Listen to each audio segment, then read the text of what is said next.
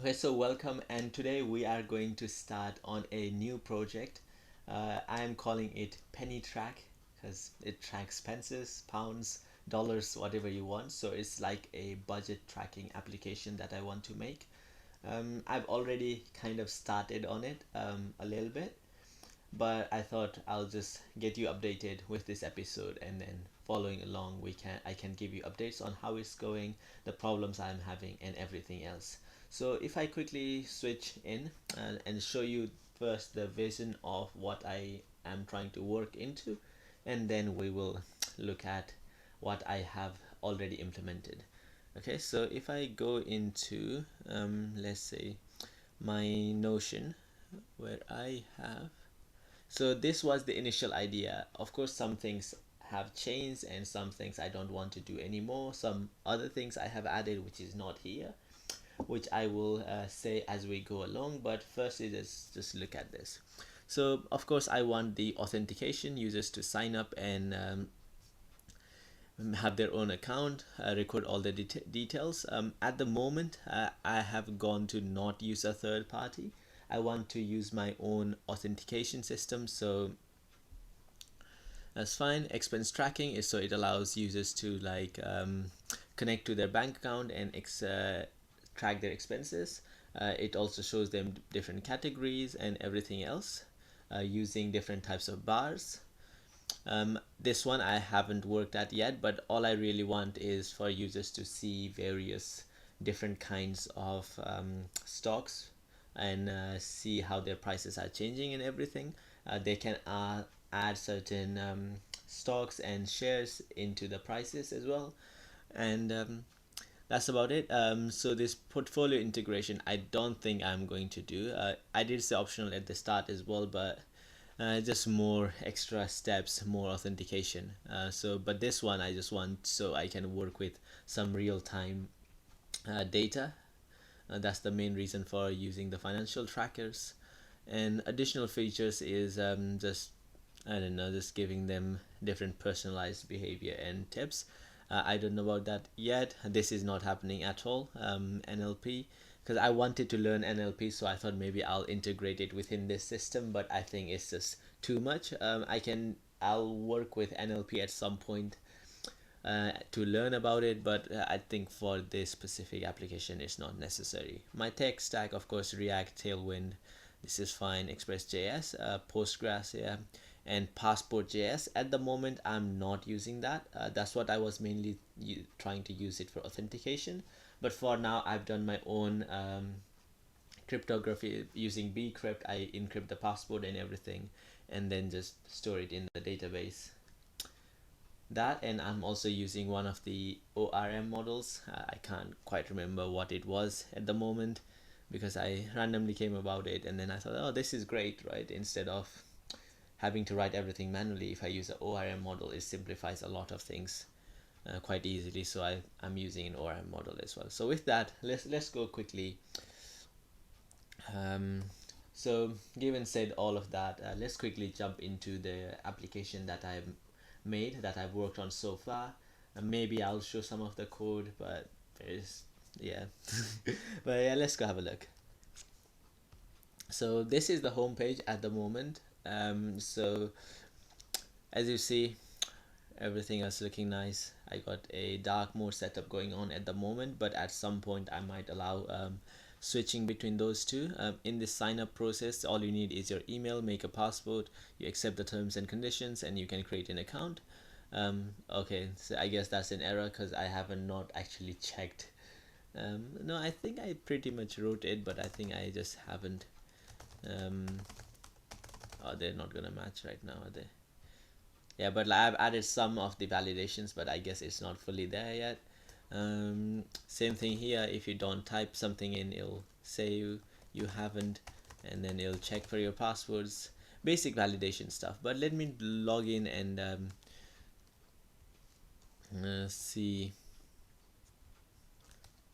What is my password actually? I think it's just let me in. Okay, there we go. Once we do that, this is a true layer. So if I go into true layer, so this is the API that allows me to connect to different bank accounts. I think it works for everything in the world, or like a lot of different countries. The one I can only work with realistically here is just from the UK, but they've got a very lovely documentation and like code as well to show you how everything works and all that. So this is what it is. So let me go back. So here you can choose your bank and then log in, and then that will get the data. But for now I'm using the mock ID that they allow, so I don't have to log into the actual bank account. So you just type John Doe in, which is one of their authentication things, and this is what I've gotten up to basically. So there's some data that they provide. It's not looking good at all at the moment, but I am getting some of the net worth and their spendings and all that. Some of these are static values. I think I've typed them in directly. Some of them are actual things. It allows the users to choose between different months and different accounts as well. So yeah, so in terms of visually appealing, I haven't really gotten that far into deciding how I'm going to lay out everything. This whole layout, I might keep that, but in terms of actually making it look nice, I haven't quite gotten that far.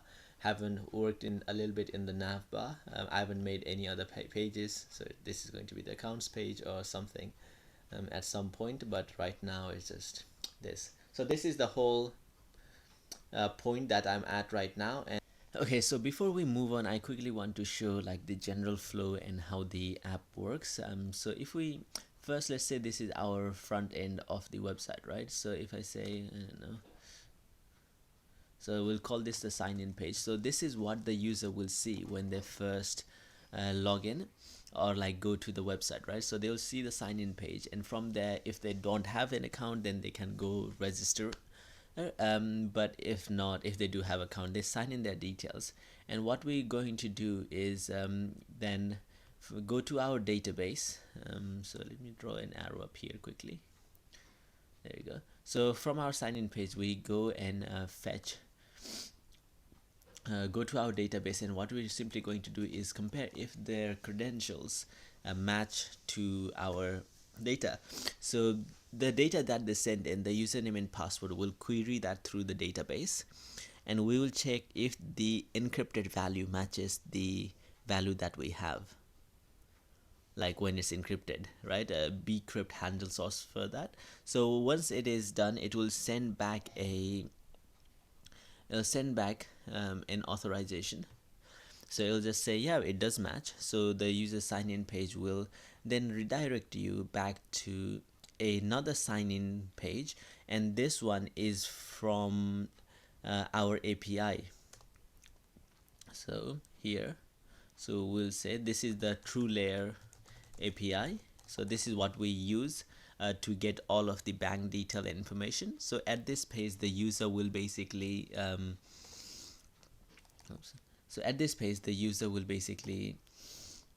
choose their bank, and then once they choose their bank, they will have to log into their bank, and then it'll guide you to the TrueLayer API. So once they do the sign-ins in here, so then they will be redirected to the main dashboard page from the TrueLayer API page. So that will be the dashboard.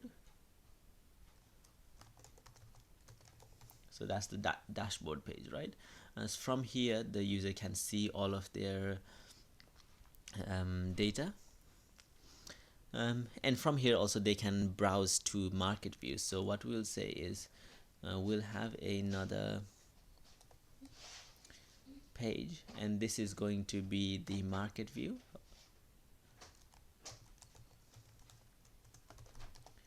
And in this market view, they have a bunch of different stocks they can search for, or their favorites. So let's say the user wants to add item to their favorites, right? So what it will do is once the user searches for the data, it will search through all of the takers that I have defined, and then it will search, so it'll give you the star sign. So once they click in the star sign, we'll redirect them to the database over here. So we'll write it onto the database, and then on the actual page where we have the list, we will get all of the items from the database and then send it back to the market view. So it's almost kind of like this loop where the user adds something, it gets added to the database and it's retrieved back straight in from where the user can see it quickly. So that's basically the main idea here. Okay, so there has been a couple of updates and changes to the application. I made some changes, especially with the framework. Initially, I was using Chart.js to build all of my graphs and charts.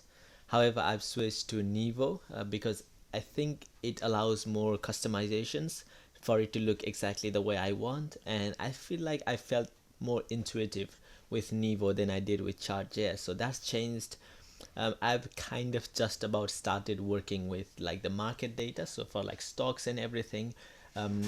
So I've kind of started working with that. Nothing much done, but I've just managed to show a graph for it. Let me quickly show it on the screen, and then yeah, then it'll make more sense, I guess. Okay, so as you can see on the screen, now it's much more laid out. It's almost nearly looks completed, which I think it might be the final look. I don't know yet. As you can see, I got the total balance and everything. I've changed the layout a bit. I've got the graph here, which is by Nevo. Got a donut chart. It's very nice and looks very aesthetic as compared to what was here before. And I got the incoming and outgoing transactions, so it's basically the amount of money coming in, which is in blue, and all the yellow are the money going out. I did not have many comparisons that I could do, so with all the data that I had, I wasn't really sure of what to make of it, kind of. So yeah, that's about that. So this is the main page, and on for the actual okay, I haven't done that. So if the market view, let me go in here. I haven't implemented it. So this is what I got. This is basically a copy paste from TradingView. Basically allows you to see different charts for different time periods, different stock options. That's about it. So if I go in here, as you can see, they provide me a widget for this, and then I just had to change some things here how I wanted it, and they just gave me the code. I do want to change quite a few things because this is not the look that I want. That will be basically it. I'm also thinking of using Alpaca for real-time data, trading data. However, if I can get all of them from TradingView here, then I will not use Alpaca. But still, there is a lot more research kind of things that I need to do to see what each of the APIs allow me to do, and whatever is the easiest, quickest, and works in the way I want to, that's the one we will be using. Okay, so all day today I've been working mainly on the stock/market, like the viewing, the layout, and getting it to work. I made some changes here and there with the layout in terms of what you've seen previously. So I'll go through that quickly, my thought process and everything else. A lot of the time I've also been spent researching. I'll quickly show you what I really mean. Let me quickly switch into my desktop here. So here, as you can see, this is the main page that I've been working around with.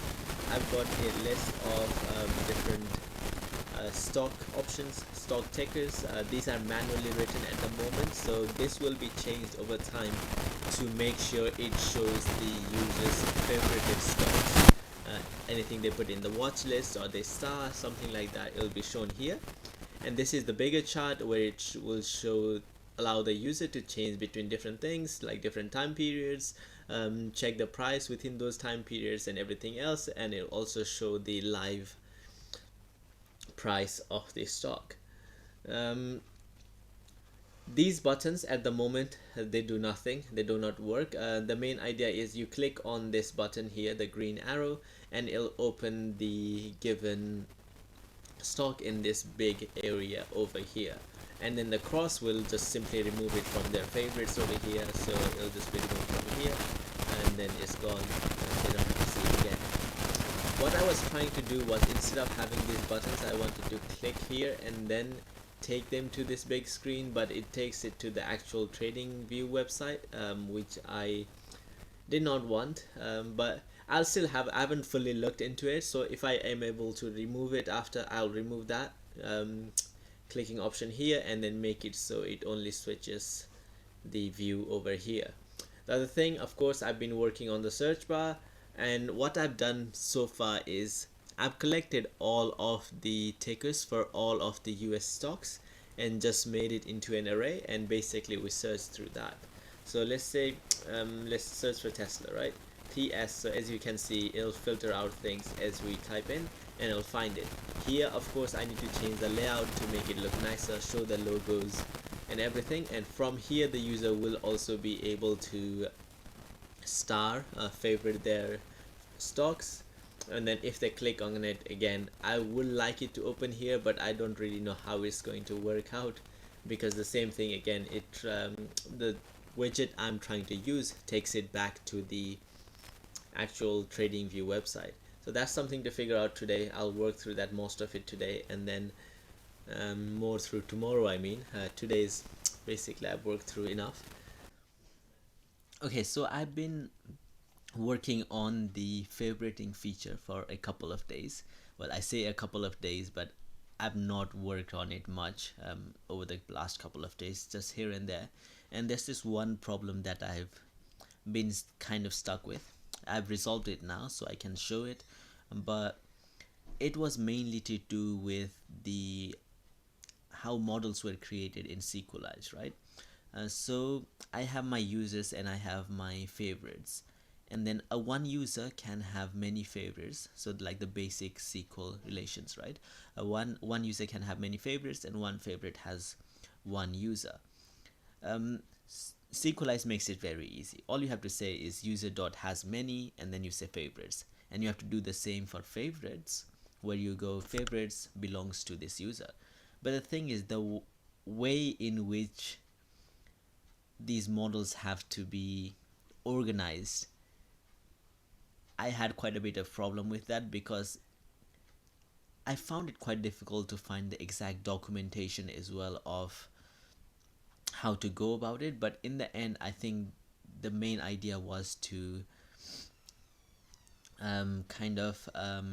use a single SQLize function, or the SQLize import that we do, and let that act as a single connection point, right? Instead of having, so that's the problem I was doing. I was doing different SQLize objects for both the user and the favorites.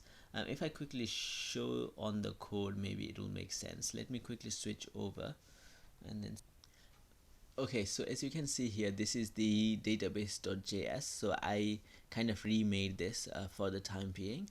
So as you can see here, I have my user and favorite models, which are defined up here. So this is the user model, right? So I've defined how they use, what the properties that user has, and everything to do with SQLizing it to create it, right?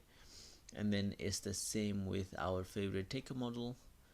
What is this? This is the old way I wrote it, and then I basically have it and I return it. In my database.js, I get the user and favorites. As you can see here, I'm passing a single SQLize method. That was not there before, because what I will do before was have a SQLize imported here, and then use that SQLize to do anything to do with the user and the favorites separately. However, now all I have to do is here I create a user and a favorite, which passes in a SQLize method. I say user has many favorites, and favorites belongs to the user, and then this is where I sync the models. So this is where I'm creating both the models, make sure they sync properly, and then I'm exporting everything back out. And then when I go to favorite ticker, I think this is where I in app.js, all I have to do is just import the database file. There we go. So open the database file, and what we really need is the sync model, which we have done over here. So that's the sync model, which SQLizes the thing. And then basically once I have the sync model, I just have to say sync model, and if it is alright, I start the server. Otherwise, I don't know, just give it an error. So that's as you can see here, I can search up, let's say Tesla, which I haven't got it in the favorites. So I have Tesla here, so I say favorite. Of course it isn't, like, I haven't finished it yet, so I would like it to stay on orange once I favorite it, and it doesn't automatically refresh over here either. So what I'll just do is refresh it, and as you can see, Tesla's right here, and then I can just view it over here. I haven't worked on the cancel button, so that is something I'll start on it very soon, probably right now after the recording it. Okay, so I've just been working on this for a while. It's such a minor problem, but I cannot seem to figure it out for now. So I've been working on this for a bit, is to like remove the actual ticker when I click on the cancel button. If I actually show you, I think it'll probably make more sense. So let me quickly switch into my thing here. There we go. So as you can see here, I've got my everything. So it's here, when I click on this, it doesn't remove the ticker correctly, and I don't know why. I've been trying few different things. So let's say click here, and what it does, it removes the last element. So if I click on Tesla here, as you saw, it removed the Microsoft. That's what it's been doing forever. It keeps removing it, and that's it, right? I haven't done anything with the database yet, so this is just to make sure like it's removed from the front end as well. As you know, last time we were working mainly on the market view, and I think the problem that we had was that when I closed or cancelled the trackers from the website, it wouldn't do it in correct order. And to be honest, I've given up. Like, I can't figure it out. There are some ways I can think of it, but that will almost need like a whole restructuring of the application, I think, or is this something that I do not quite understand yet. If I quickly show you on the code as well where I think the problem is, it might make more sense. So just give me 1 second. So this is the point where I actually remove the tickers when I click on the actual tab. So here what I do is basically get the this is to actually remove the ticker from the database, and if we do remove it from the database, then all I do is filter out the favorited tickers. So I recreate this list of all the favorited tickers to show the new ones, right? But the problem is, up to this point it is fine, but it's only here where it causes the problem. And after doing a lot of research, all GPT basic, at least how GPT explained to me, was that it was because of the actual asynchronous behavior that's causing this problem. I searched it around, I could not figure out a way to do it. So it is like in the database it will work perfectly fine, but in terms of here on the view, it is not very good. So let's say if I remove this AB, right? So it removes like the last one over here, but this one has been removed from the database right now. So if I refresh it, as you see, AB is gone and the other two are remaining. So once I refresh it, it's the same because we fetch it again from the database. But it is a problem right now with in terms of how it actually shows around here. So it seems like the wrong one gets removed, but then it stays there. I added a little bit of things as well. So now instead of like the favorite one, so let's say Tesla, is if I click on it, it'll automatically like straight away get added here, which wasn't here before. I think everything else is the same. I don't think I've changed many things here. And yeah, I've added so you can't access the market view now without logging in. Before it was just, at least for experiment, I had left it there, but it's not a perfect way of doing it.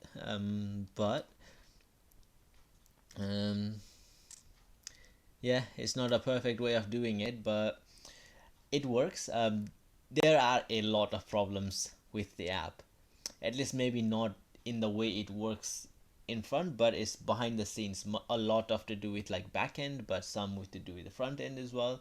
There are a lot of problems which I will explain in a bit. I think it's time for me to give up with the project. I say give up or complete it, whichever state is it in, even though there is a lot of bugs, but I think learned enough of the things that I wanted to learn, and and for the problems, for me to fix the problems, I will have to restructure the whole application, which I do not want to do. Everyone, welcome to the showcase of my application called Penny Track, which allows users to connect to a bank account and see all their spendings and incoming amounts, as well as other financial information. When they first access the website, they are told to sign in. If they do not have an account, they can go into sign up. So if we enter our email, let's say user2@gmail.com, and then for a password, they will have to create some sort of password. Let me enter the same password here, and I say create an account. It successfully tells you that the user has been registered successfully. So if we try it again over here, we'll say user2@gmail.com. Let's say if we type in our password here, and then the user can sign in. Now here it redirects the user to OAuth, which is the API we are using to connect to any of these bank accounts. However, for this specific showcase, we will use the mock account that they provide. So if we search up mock, it will say what the application is able to access. So we click allow, and in the username we'll use the default mock ones, which are John and Doe. And then upon successful authentication, the user is redirected to a dashboard. So here the user can see their total balance, their total spendings. Here they can set different goals for their amount of money and how much of the goal that they have been able to achieve. And then from here they can select the different accounts. So these are all the accounts the user has. So if I go into, let's say, saving accounts 1, as you see, the total balance has changed because it's the total balance within that account. And you can also select different months. The months will not change the total balance, as this is the current balance. However, it will definitely change the spending breakdown. So if I click on something different, and as you can see, it changes everything live. This donut chart shows the instances of how many times the user has spent money within these categories. As you can see, they have spent most of the time shopping. If you go down, this is all the incoming versus outgoing transactions. So the blue ones are all incoming transactions, so when the money is coming into the account, and the red ones are every time the money has left the account. If the user goes into the market, they are redirected to this market page where they can see a list of all their different stocks, search them up and add them to favorites. So if I go and add up, let's say Google, so these are all the Google stocks, and if I click on favorites, it'll be added within their favorites, and it'll remain here until the user removes it here. If they want to see a large chart like over here, they just have to click this button here. From here they can see the different time periods and how the stock has been doing over those time periods. And that is basically the application. Okay, so now that we have completed the application, I would like to talk about the problems that I encountered while doing this project, and how, if I were to do again, how I might change certain things, how I might start doing it, right? And basically all of the problems that I have even, is to do with authentication and remembering it within the context, right? The fact that I did not make use of express sessions from the start meant that I basically do not have an actual way of remembering which user has logged in and how they are going to access their data. I do not, like, at the moment it remembers context when you're within that session, but as soon as you close the browser, you will have to re-log in. Now that is a massive problem which you will not want in a real application. So if I started with using express sessions and using cache to remember certain things, so the user is kept logged in throughout, that would have been beneficial. Um, Even though I think I can make some changes if I wanted to right now, and I do understand the basic concept, the actual implementation of it, I think I will need to change a lot of other things, which will make it difficult. And similarly, using for React, using the context hook, using auth context, making a context to remember the user again, is not implemented. So in certain cases, I'll have to like fetch the data from the database and then pass it back through. So it's a lot of passing through different functions and components to get to the right point, which again I should not have done, because how I was very trying not to store a lot of things within browser storage, such as like local storage, not local storage, I mean session storage within the browser, because I thought some of them might be sensitive information, or they could be used in a certain way, malicious way, that I might not have thought about. So I was trying to keep everything to a minimum where I stored in a browser. But because of certain things that I did not know when I started the application, which I do now, so like even express sessions, I was aware of like browser sessions, but actual express sessions within the server and using that, I didn't know about that when I started this application, but I do now. So when I go back or make another project, I could use that. A lot of things about authentication, like using encryption, using bcrypt, and using other social media logins instead of creating our own database, that also I'll use it properly. Maybe use a different kind of framework to allow authentication for that. And overall, I don't think I had that much problem, because last time when I did a similar project, when working with a lot of API, OAuth was a massive problem for me. But because I learned from those mistakes at that time, this time around implementing actual OAuth and calling the TrueLayer API was not a problem at all. So hopefully what I've learned from doing this project, it'll help me within the next project. And that's about it, I think. There will be a lot more detail and a lot more concise within my GitHub, where I'll explain all the problems that I currently have, things that need to be changed, everything else that I used within the way. You can all see that within the link to GitHub in the description. So that's been it, and then hopefully when I start some other project or anything that I want to do, I want to get into C now, so there might be some C videos coming up. We'll see about that. We'll see about that, and then catch you up at some point.